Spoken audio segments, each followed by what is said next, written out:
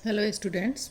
आज हम bacteria cell की संरचना और उसके अंदर जो सेल ऑर्गेनेल्स पाए जाते हैं उसके बारे में बताएंगे।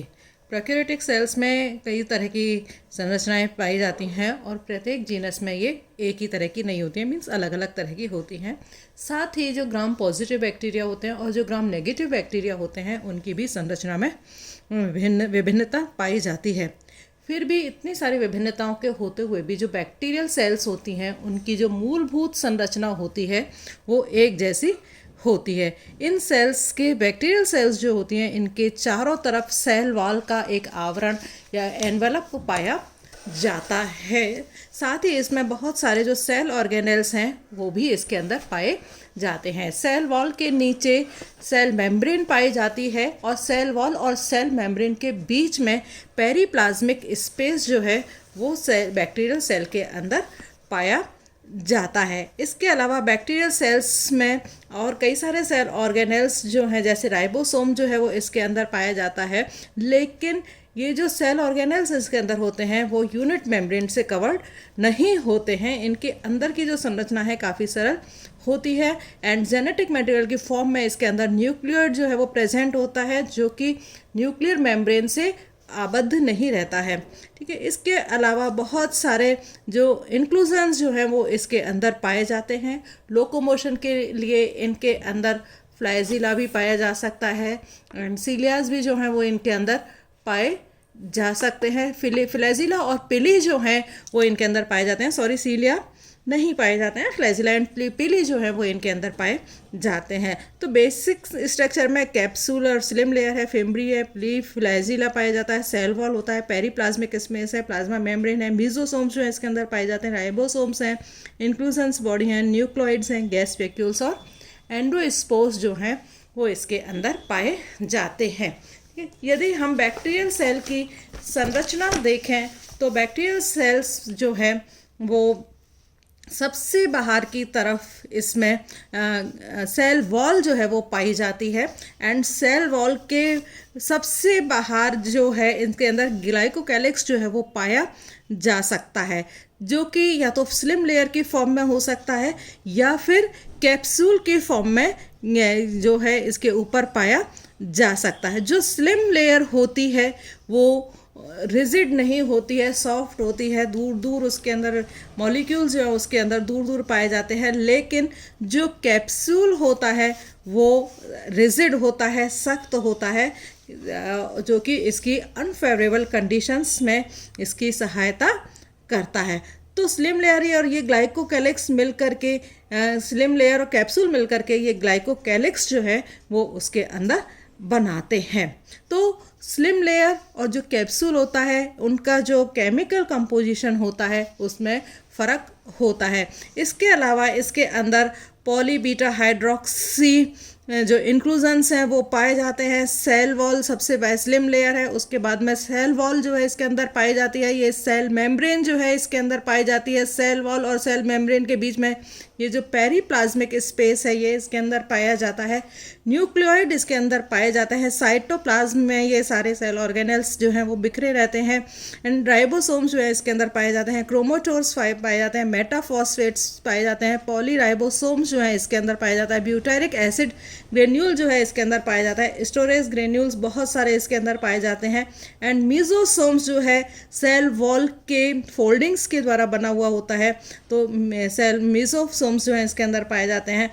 फ्लैजिलम जो है इसके अंदर पाया जाता है जो कि इनके लोकोमोशन के काम में आता है। पिलीज जो है वो इसके अंदर पाए जाते हैं। सेक्स पिलीज जो है वो इसके रिप्रोडक्शन के अंदर काम में आते हैं। तो स्टूडेंट्स आपको इसकी जो संरचना है उसका डायग्राम आपको बनाना आना चाहिए, लेबलिंग जो है वो आपको इसकी आनी चाहिए। एग्जाम में इनकी संरचना के बारे में पूछ सकते हैं। तो ठीक है, आज मैं आप लोगों को इसकी संरचना में सबसे पहले बताऊंगी ग्लाइकोकैलिक्स क्या होता है। बैक्टीरियल सेल की जो सेल वॉल के बाहर पॉलीसेकेराइड्स का एक जाल पाया जाता है जिसे जनरली ग्लाइकोकैलिक्स कहते हैं। ग्लाइकोकैलिक्स जो है वो 3 फॉर्म में पाया जाता है, एक तो स्लिम लेयर में हो सकता है, दूसरा कैप्सूल में होता है और तीसरा आरएस लेयर की फॉर्म में जो है ये पाया जाता है। तो स्लिम लेयर जो है किससे बना हुआ होता है? स्लिम लेयर सेल मेम्ब्रेन का सीक्रेशन है जो कि एक नॉन क्रिस्टलीय ऑर्गेनिक सब्सटेंसेस का बना होता है और ये सेल वॉल से लूजली अटैच्ड रहता है। इसको हम स्पेसिफिक विशिष्ट स्टेन रिएक्शंस के बाद में हम देख सकते हैं। दूसरी चीज़ है कैप्सूल। कैप्सूल की संरचना लगभग स्लिम लेयर के जैसी ही होती है, लेकिन यह कोशिका भित्ति से दृढ़ता से रिजिडली जुड़ा हुआ होता है। कैप्सूल जो है जिलेटिन युक्त पॉलीमर्स जो होते हैं वो पाया जाता है। इनका जो फॉर्मेशन है वो पॉलीसेकेराइड्स के द्वारा हो सकता है अथवा पॉलीपेप्टाइड्स के द्वारा हो सकता है, या फिर पॉलीसेकेराइड्स और पॉलीपेप्टाइड्स दोनों के ही द्वारा इनका फॉर्मेशन जो है हो सकता है।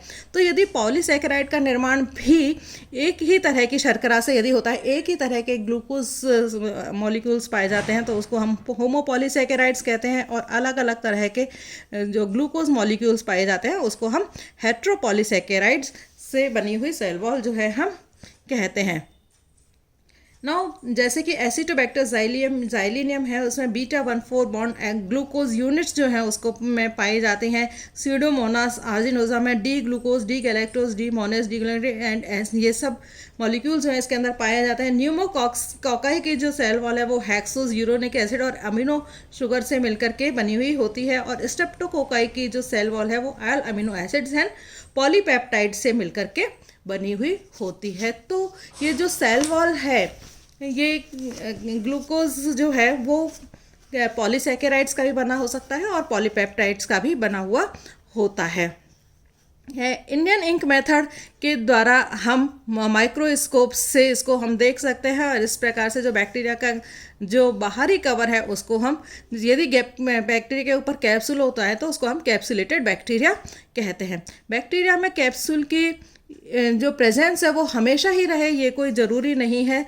कैप्सूल का निर्माण उन बैक्टीरियाज में अधिक होता है जो कि होस्ट सेल के अंदर एंडोपैरासाइट के फॉर्म में रहते हैं, और जब कल्चर में वृद्धि कर रहे जीवाणुओं में भी कल्चर कर रहे बैक्टीरिया के अंदर भी कैप्सूल का निर्माण हो जाता है। लेकिन यदि बार बार बैक्टीरिया का कल्चर करवाया जाए तो कैप्सूल निर्माण की क्षमता भी इसके अंदर खत्म हो जाती है। कैप्सूल वास्तव में इनके जीवित रहने के लिए ज़रूरी नहीं है, लेकिन इनकी जो फेवरेबल अनफेवरेबल कंडीशंस में यह बैक्टीरिया की सुरक्षा करने के काम में आता है। तो कैप्सुलेटेड बैक्टीरिया जो होते हैं वो स्वभाव से विरुलेंट होते हैं, उग्र होते हैं, जबकि जो नॉन कैप्सुलेटेड बैक्टीरिया होते हैं उनमें उग्र होते हैं, जबकि जो नॉन कैप्सुलेटेड बैक्टीरिया हैं वो इतने उग्र नहीं होते हैं। तो जो कैप्सुलेटेड बैक्टीरिया होते हैं वो जो कॉलोनी का निर्माण करते हैं मिलकर के, उनकी सतह जो है वो चिकनी होती है, जबकि जो कैप्सुलेटेड जिनके ऊपर नॉन कैप्सुलेटेड बैक्टीरिया जो होते हैं उनकी जो कॉलोनी होती है वो खुरदरी या रफ सतह की होती है। तो इस तरह से कॉलोनी निर्माण के कोई में हम देखें तो कैप्सुलेशन की वजह से जो कॉलोनी निर्माण होता है वो दो तरह का होता है, एक तो स्मूथ और दूसरा रफ कॉलोनी। तो थिकनेस के आधार पर भी जो कैप्सूल हैं वो दो तरह के हो सकते हैं। एक तो माइक्रो कैप्सूल जो कि अत्यधिक पतले होते हैं और इनको सामान्य लाइट माइक्रोस्कोप के द्वारा नहीं देखा जा सकता, और दूसरा मैक्रो कैप्सूल, इनकी मोटाई जो है 0.2 माइक्रोन के करीब होती है। इनको सामान्यतः हम लाइट माइक्रोस्कोप के द्वारा देख सकते हैं। जो एरोबिक बैक्टीरिया होते हैं वो उनका जो कैप्सूल है वो राफ्ट का निर्माण करता है। राफ्ट में जो ग्रोथ करने वाली जो सेल्स हैं वो उसके अंदर पाई जाती हैं। राफ्ट की वजह से जो कैप्सूल है वो बैक्टीरियल जो पानी की सतह होती है उस पर तैरने की क्षमता वो रखते हैं, और प्रचुर मात्रा में जो ऑक्सीजन वाले क्षेत्र हैं वहाँ सक्षम तरीके से वहाँ पर रेस्पिरेशन का काम भी ये करते हैं। इसी तरह से जो एसिटोबैक्टर जाइलिनियम है उसके अंदर जो सेल्यूलोज का बना हुआ कैप्सूल जो है उसमें पाया जाता है, जो कि बैक्टीरिया, ये जो बैक्टीरिया है वो एल्कोहल को एसिड में परिवर्तित करने का काम करता है। मीन C2H5OH जो होता है उसको एसिटिक एसिड में बदल देता है। तो इस तरह से जो कैप्सूल द्वारा जो संग्रहित भोजन पदार्थों के संरक्षण में भी सहायता मिलती है। नाउ फंक्शंस ऑफ कैप्सूल, क्या काम है कैप्सूल के? जीवाणुओं को ये आसंजन में सहायता देता है, चिपकने में सहायता करता है, हाइग्रोस्कोपिक होने के कारण आर्द्रताग्राही होता है क्योंकि तो शुष्क होने से बचाता है।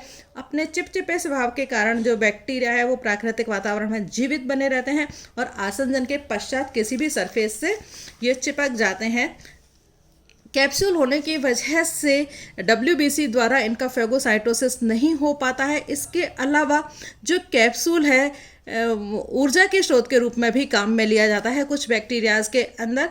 एंड जो श्यानता है वो बैक्टीरिया के अंदर कैप्सूल की वजह से श्यानता बनी रहती है और जो पोषक पदार्थ हैं वो बाहर की तरफ नहीं जा पाते हैं। और ख़ास बात कि जो कैप्सूल होते हैं बैक्टीरिया में वो स्पीशीज़ स्पेसिफिक होते हैं जो कि इनके एंटीजेनिक कैरेक्टर्स को शो करते हैं और अलग अलग स्पीशीज़ के अंदर अलग अलग तरह का कैप्सूल बनता है। तो तीसरी तरह का जो स्ट्रक्चर है वो है RS लेयर। ज़्यादातर ग्राम पॉजिटिव और ग्राम नेगेटिव दोनों ही तरह के बैक्टीरिया में RS लेयर पाया जाता है। ये जो RS लेयर है ये प्रोटीन की और ग्लाइकोप्रोटीन की बनी हुई होती है। इस लेयर में ये जो प्रोटीन्स हैं या जो मॉलिक्यूल्स हैं वो फर्श की टाइल्स की तरह से जुड़े हुए होते हैं।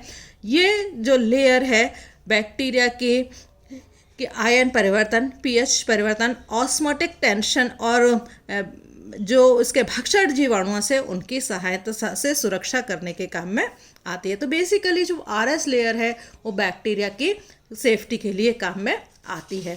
तो मैंने आपको बताया ग्लाइकोकैलिक्स जो कि सेल वॉल के बाहर पाया जाता है और 3 तरह का ग्लाइकोकैलिक्स होता है, स्लिम लेयर, कैप्सूल और RS लेयर। Thank you.